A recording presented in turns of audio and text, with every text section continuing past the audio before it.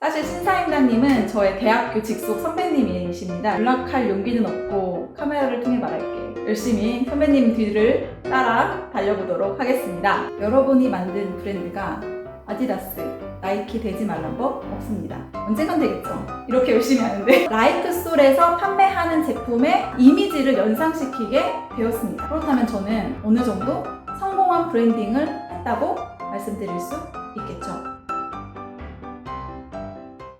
안녕하세요. 사장님은 집순이의 염사장입니다. 남PD 박수 한번 치고 가야죠. 저희 구독자가 1000명을 넘었어요. 아직 갈 길이 멀긴 하지만 함께 해주시는 1000명의 구독자분들을 위해 조만간 남PD가 이벤트 한다고 하니까 기대해 주시고요. 오늘은 제가 소위 말하는 제목으로 어그로를 한번 끌어봤는데 깜짝 놀라셨을 거예요. 아니 저런 유튜브 쪼레비 감히 신사임당님을 거론해? 사실 저는 신사임당님의 채널을 창업 다마고찌를 하시던 시절부터 꾸준히 지켜보던 숨겨진 팬 중에 한 명인데 사실 신사임당님은 저의 대학교 직속 선배님이십니다. 제가 05학번이고요. 신사임당님이 04학번인데 주선배 나 연락할 용기는 없고 카메라를 통해 말할게. 내가 16만일 때부터 지켜봤는데 어느새 80만이 넘었더라. 제휴 이메일 보낼까 여러 번 망설였어. 제가 아직 이제 겨우 1000명의 구독자를 지닌 아직 쪼꼬미 유튜버지만 열심히 선배님 뒤를 따라 달려보도록 하겠습니다. 신사임당님께서 이제 운영하시는 채널을 잘 모르시는 분들도 계시니까 제가 간략하게 설명을 드리자면 신사임당님은 평범한 사람이 월 100만원 더 버는 법, 나중에는 월 1000만원 더 버는 법이라는 주제로 강의를 하시는 분인데요. 쇼핑몰 채널로는 네이버의 스토어팜을 항상 강조해서 설명하고 계십니다. 그리고 네이버 스토어팜을 운영하는 방법으로는 타오바오나 알리바바와 같은 중국 소싱 사이트를 통해서 내가 판매하고자 하는 제품을 저렴한 가격에 가져와서 네이버 스토어팜을 최적화하고 광고하는 방법을 통해서 이제 소비자들을 유도하는 그런 방법을 알려주고 계세요. 저도 가끔 보지만 너무 말씀을 잘하시니까 내가 라이크수를 때려치고 나도 저렇게 해야 되나 하는 생각이 가끔씩 들기도 하는데요. 신사임당님의 이제 강의를 들으시면은 쉽게 따라 하실 수 있는 방법임에는 확실합니다. 지난 영상에서 지난 온라인 쇼핑의 모든 것에서 이미 판매 채널에는 크게는 오픈마켓과 개인 SNS 마켓으로 나뉜다고 설명을 드렸는데요. 오픈마켓의 대표 채널이죠. 신사임당님께서 강조하시는 네이버 스토어팜을 통해서 본인의 큐레이팅을 통해 물건을 판매하는 방법과 그리고 제가 하고 있는 인스타그램 SNS 채널을 통해서 나의 마켓을 브랜드화시켜 판매하는 방법에 관한 장단점들을 서로 비교하면서 설명을 좀 해드리려고 합니다. 스토어팜의 장점은 이거라고 생각해요. 네이버를 이용하는 그 수많은 유저들에게 마켓을 노출시킬 수 있는 가능성이 많고 사실 스토어팜에서도 상위에 노출이 되면은 정말 생각할 수도 없는 만큼의 고객분들이 저희 스토어팜 채널로 확 유입이 될 수 있겠죠. 그런데 제가 걱정하는 부분은 마켓의 브랜딩, 정체성은 어디에 있을까에 관한 부분입니다. 남PD가 창업 준비를 하고 있어요. 그럼 당연히 사업자 등록증을 내야 하고 상호명을 먼저 정해야겠죠. 임의로 남PD 마켓이라는 상호명을 정해서 이제 스토어팜에 입점할 준비를 합니다. 요새 시국이 이러니까 그럼 나는 저렴한 마스크를 가져다가 팔아봐야겠다. 요새 사람들이 해외로 나갈 수 없으니 캠핑용품을 팔아보는 건 어떨까? 캠핑용품을 가져다가 판매하는 거. 이런 게 바로 팔릴만한 제품을 큐레이팅하는 능력이겠죠. 그런데 문제는 이렇게 이 아이템, 저 아이템, 요 아이템, 팔릴만한 아이템을 가져다가 판매한다고 했을 때 매출 자체는 올라가겠지만 장기적인 관점에서 그러면 남PD 마켓은 과연 뭘 하는 회사일까요? 제가 생각했을 때 이런 스토어는 정말 신사임당님께서 말씀하시는 것처럼 난 부업으로 한 달에 월 100만원 더 버는 것, 한 달에 부수입이 조금 들어오는 것 정도면 돼 라고 한다면 당연히 적극적으로 이 방법을 추천드립니다. 반면 저는 현재 SNS라는 그러니까 인스타그램이라는 개인 채널을 통해서 사람들을 유입하고 그 유입된 고객들을 충성 고객으로 만들기 위해서 노력하고 그리고 그 고객들을 저희 자사 홈페이지로 유도해서 제품을 이제 구매하게 하는 시스템인데요. 제가 전에도 말씀드렸듯이 라이크솔의 모토는 사실 육아가 예뻐집니다입니다. 사실 이 육아가 예뻐집니다라는 브랜드 안에는 상당히 많은 것들이 들어가 있겠죠. 뭐 아이의 용품이 들어가 있을 수도 있고, 그리고 육아를 하는 엄마가 들어가 있을 수도 있고, 그리고 육아의 터전인 집이 들어가 있을 수도 있겠죠. 조금 더 장기적인 관점에서 슈퍼마켓 같은 게 아니라 아디다스, 나이키, 조말론 같이 소비자들이 그 이름만 들었을 때 연상이 되는 하나의 브랜드를 만들어가는 과정이라고 할 수 있겠죠. 여러분, 제가 이렇게 열심히 얘기를 했는데 남 PD가 밑에서 스토어팜 더 쉬워 보이는데 뭐하러 브랜딩해서 그 일을 하려는 거야? 라고 물어보네요. 자, 봅시다. 팔릴 만한 제품들을 정말 감각적으로 큐레이팅 하셔서 말씀하신 대로 월 1000을 벌 수 있다. 그 다음에 뭐 그 이상 월 5천, 1억, 10억을 벌 수 있다고 한다면 사실 그거는 그 마켓에 국한되는 정도입니다. 그러니까 그 마켓 안에서만 그 정도를 팔 수 있다는 거죠. 근데 만약에 내가 한 가지 나의 마켓을 브랜드화 시켜서 저기는 뭐 하는 회사고 뭐에 강점이 있는 회사고 어떤 회사야 라는 게 많은 사람들한테 인지가 되면 저의 채널에서 벗어나서 다양한 곳으로 진출할 수 있는 경로가 많이 생깁니다. 만약에 제가 라이크솔로 조금 더 유명해지고 그리고 이 브랜드가 더욱더 강화된다면 사실 백화점에도 입점할 수 있는 거고 외부의 어떤 편집샵에 들어갈 수도 있는 거겠죠. 제가 운영하지 않아도 저 대신 우리 제품을 가져다가 팔아주는 수많은 다양한 어떤 판매처들이 생길 수도 있는 거겠죠. 브랜드는 바로 거기에 강점을 두고 있기 때문에 장기적인 관점에서 더 힘을 크게 쓸 수 있다라고 제가 말씀드리는 겁니다. 여러분이 만든 브랜드가 아디다스, 나이키 되지 말란 법 없습니다. 물론 저 역시 멀고먼 길을 향해 열심히 달려가고 있습니다. 언젠간 되겠죠. 이렇게 열심히 하는데. 네, 이제는 저 개인적인 얘기를 좀 해보려고 하는데요. 사실 브랜딩화가 정말 쉬운 일이 아닙니다. 저 역시도 매일매일 고민하고 있는 부분 중에 하나인데요. 특히나 이 라이크솔에 적합한 아이템을 찾는 일에 제가 사실 운영의 상당 부분을 차지하고 있습니다. 라이크솔을 운영한 지 대략 4년 정도 되었고, 그리고 이미 라이크솔의 충성 고객들도 어느 정도 생긴 상황입니다. 그렇다면 채널도 안정화되었고 고객님들도 있으니 저 역시 팔릴 만한 제품을 그저 가져다가 고객님들께 저렴하게 판매하면 매출 부분에서는 더 성과가 있을지도 모르겠습니다.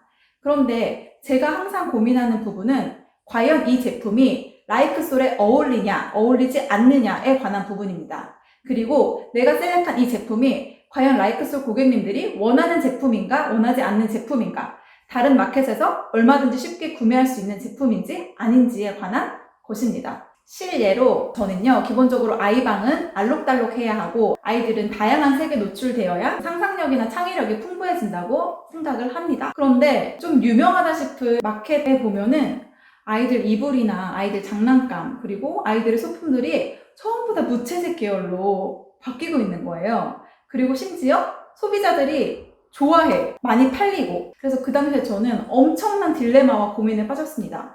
내가 시대의 흐름을 못 읽는 건 아닐까? 내가 어떤 트렌드에 뒤처지는 게 아닐까? 지금 사람들의 열풍이 이곳에 와 있고, 그리고 많은 사람들이 이런 아이템을 원한다면 라이크솔 역시 거기에 발 맞춰서 바꿔봐야 되는 게 아닐까? 정말 엄청난 고민에 빠져 있었어요. 하지만 그런 생각과 또 저변에는 근데 내가 원하는 방향성은 이게 아닌데 나는 이런 아이템을 예쁘다고 생각하지 않는 데가 계속 충돌이 되는 거예요. 그때 제 생각을 일깨워준 딱 하나의 문장이 있었습니다.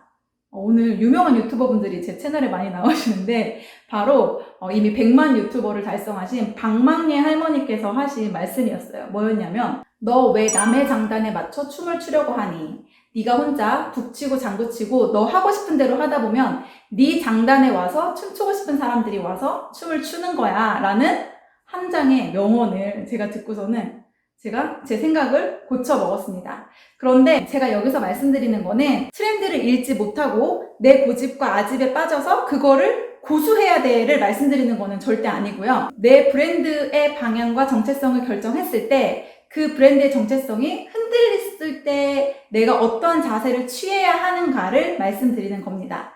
그래서 저는 그 생각을 고쳐먹고 저의 하나의 어떤 기준을 가지고 운영한 결과 지금은 사람들이 어떻게 얘기를 하냐면요. 어떤 특정 아이템이나 어떤 특정한 느낌의 제품을 봤을 때는 야, 그거 되게 라이크솔스럽다. 이거는 라이크솔 제품 같은데 이거 라이크솔에서 파는 거 아니야 라고 어떤 라이크솔에서 판매하는 제품의 이미지를 연상시키게 되었습니다. 그렇다면 저는 어느 정도 성공한 브랜딩을 했다고 말씀드릴 수 있겠죠.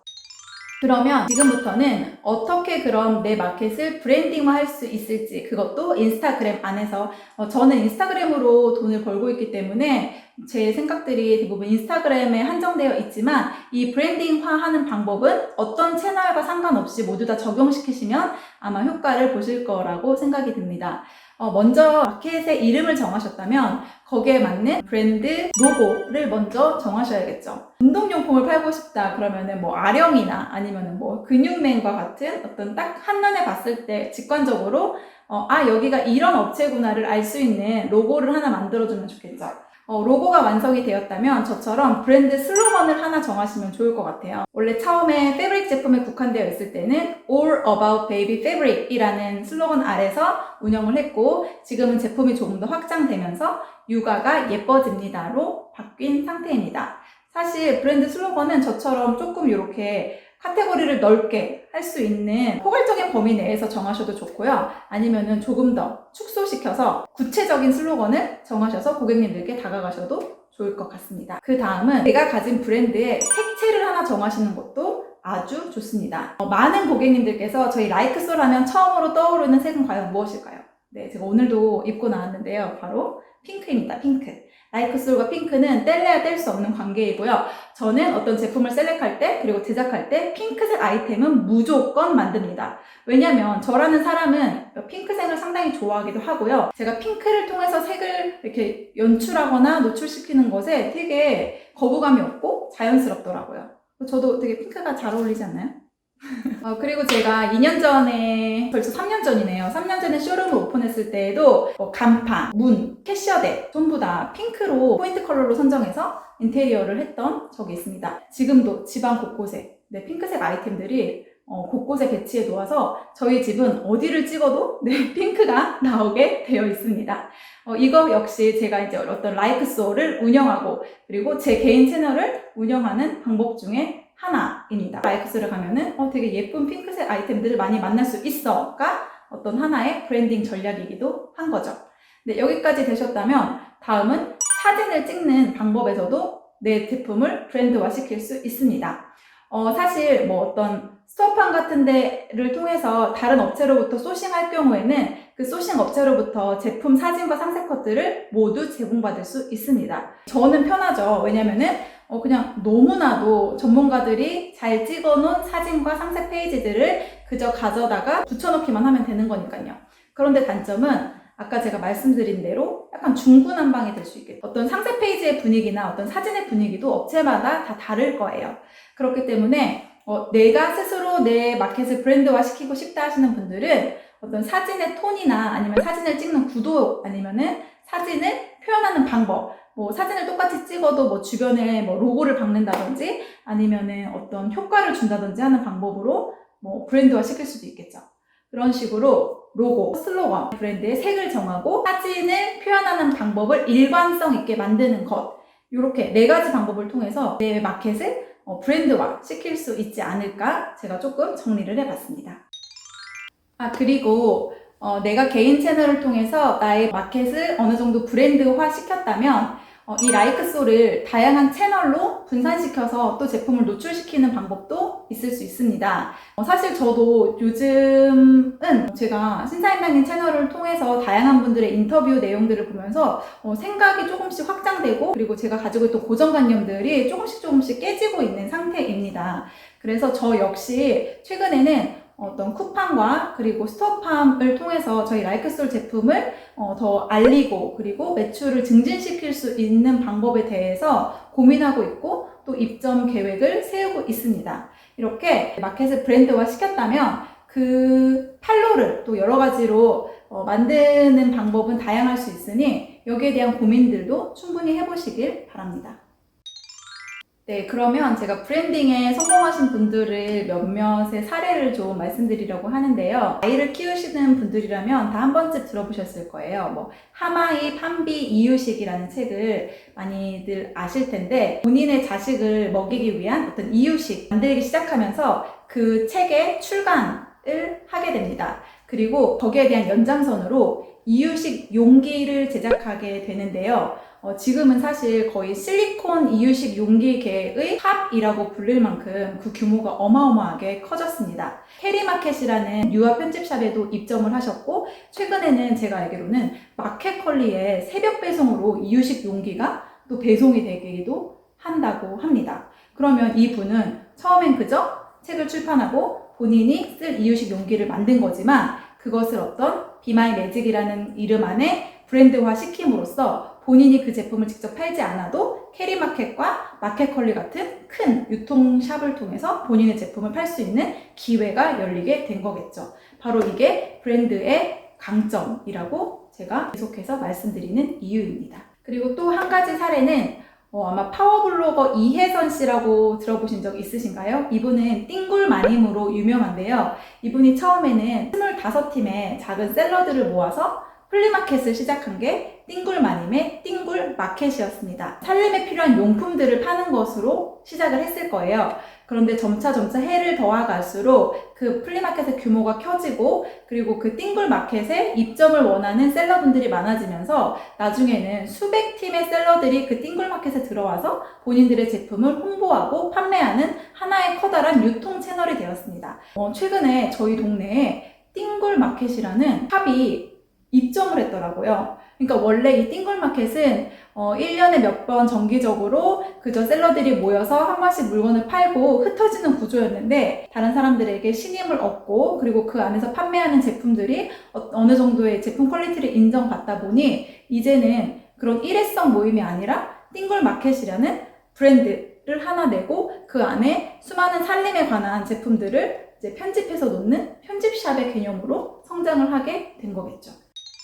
자, 그럼 이제 내가 어떤 판매 형식을 취할 것이냐, 그리고 내가 어떤 목적을 가지고 마켓을 운영할 것인가에 대한 고민을 또 신중하게 해보셔야 할 때겠죠. 두 가지 방법 다 나쁘지 않은 것 같습니다. 이것은 그냥 본인의 가치관이나 어떤 본인의 라이프 스타일에 관해 달라질 수 있는 부분이라고 생각해요. 저처럼 이렇게 라이크솔에 집중하고 이 일을 위해서 온전히 시간을 투자할 수 있다면 이렇게 브랜드화 시키는 방법으로 가시는 것도 나쁘지 않습니다. 하지만 시간이 없고 일을 배워보고 싶다. 나는 우선은 장사가 뭔지, 어떤 시스템으로 운영이 되는지를 배워보고 싶다 하시면 이렇게 스토어팜을 통해서 제품을 선택하고, 그리고 또 하나 내가 큐레이팅한 물건이 팔릴지 안 팔릴지에 대한 안목을 보는 것도 사실 여기에 시범 케이스가 될 수 있는 거잖아요. 그러니까 이렇게 한번 연습해 보고 싶다 하시는 분들은 전 신사임당의 방법도 적극 추천드립니다.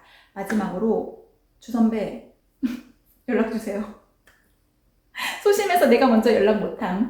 네, 오늘도 저희 채널 봐주셔서 감사하고요. 혹시나 뭐 제목을 보고 신사임당님 팬분이 들어오셔서 제 말에 조금 의아하셨다면 그냥 의아하고 지나가주세요. 마음이 약해서 또 상처받으면 유튜브를 운영할 수가 없습니다. 저 애엄마예요. 네, 오늘도 봐주셔서 감사합니다. 다음 주에도 또 다음 주엔 뭔가요? 집인가요? 박순인가요? 집순인가요? 다음 주는 그 워킹맘의 6태 후의 브이로그입니다. 네? 또 저를 가나요? 네, 아무튼 또 재미난 콘텐츠로 준비해 보도록 하겠습니다. 오늘도 봐주셔서 감사합니다. 안녕!